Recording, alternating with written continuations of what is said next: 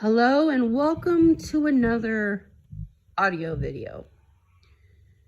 This is a miniature scary story that I wrote. It has no title. Please leave one in the comments if you think of one. Here we go. One dark and stormy night, a young teen boy was driving to his friend's house to attend a party when he saw a young girl walking in the rain.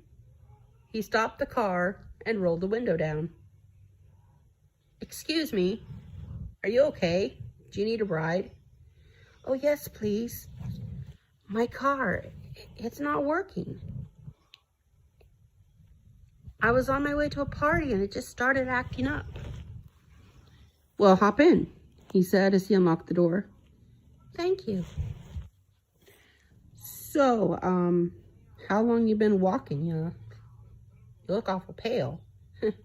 "My grandma always tells me, 'Get out of the rain, boy, you'll catch your death.'" He chuckled at the thought. By the way, I like your outfit. It's very, retro. It's pretty cool." "Thank you." "I'm Nancy. It's an old-fashioned name, I realize, but I can't help it. Nancy Myers. And you are?" "Nice to meet you. I am Brian Smith." The young girl's dress was black with white polka dots. She was wearing white high heels. Her jacket was a 50s style Letterman's jacket, which probably belonged to her boyfriend. Her hair was in the style of Lucille Ball, and she was beautiful. When they arrived at the party, everyone complimented the young girl on her outfit. The host offered the girl the bathroom to dry off. When she was finished, she went ahead and enjoyed the party.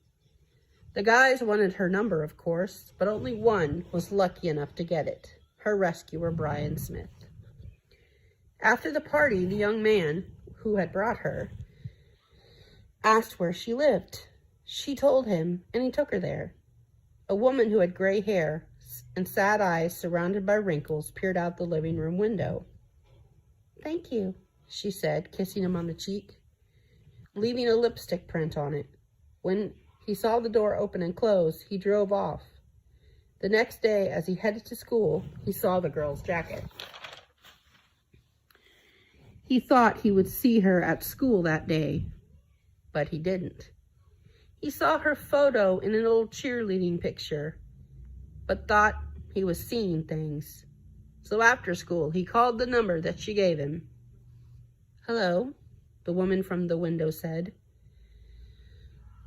"Let me guess, you have her jacket in the car, and you wish to return it?" "Yeah, she must have told you." "Hey, did she mention she was having car trouble?"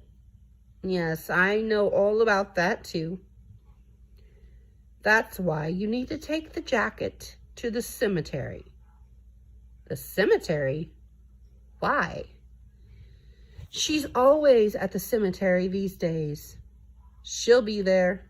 You'll see." So after hanging up the phone, he went to the cemetery and saw the girl's grave.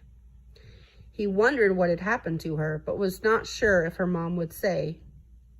But he called her back anyway.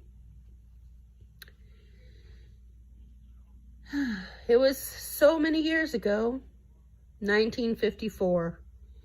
I was listening to my radio show and my daughter had gone out to meet her boyfriend at a party. However, her car skidded in the rain. She collided with an oncoming car. Every year on the anniversary of the accident, she walks down the road. She gets picked up by someone. She always gives her number and leaves her coat. Every year they call, and every year I explain.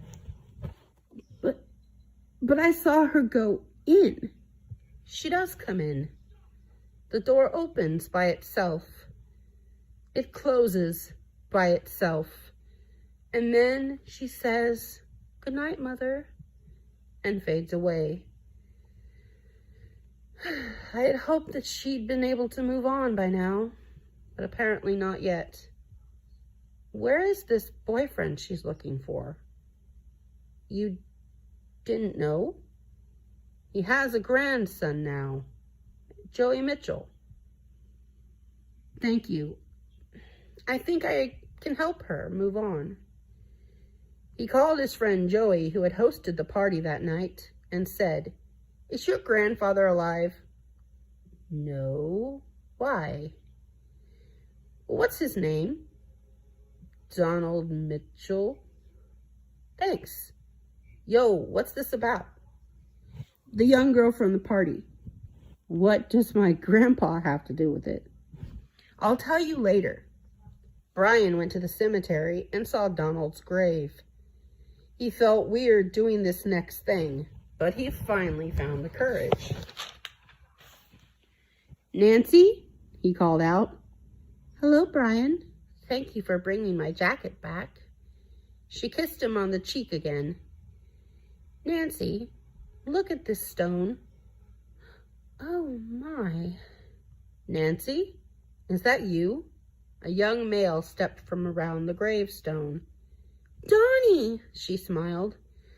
"Oh, I've been trying to get to you somehow and tell you I couldn't make it to your party.